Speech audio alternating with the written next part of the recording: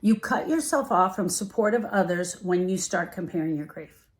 Number two, when we compare our grief, we start to think that my grief is worse than yours. My grief is heavier than yours. There is no way you can understand what I'm grieving. There's no way you can understand because I looked at your grief and it does not look like mine. I looked in on your grief and it's so minimal. I can't even believe you're calling it grief.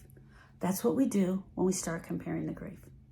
When I start comparing my grief to yours, I'm looking in on your grief, which I have no business to do. The second thing that starts to happen is that I start not reaching out for support because I think that there's no way you can understand. I want to tell you guys how many people have told me that, especially here in this group. So many people have told me, you cannot understand what I'm going through. No, I don't know what it's like for you to have lost your husband, but you don't know what it was like for me to have lost my dad. You don't know what it was like for me to lost my nephew. You don't know what it was like for me to have lost my best friend.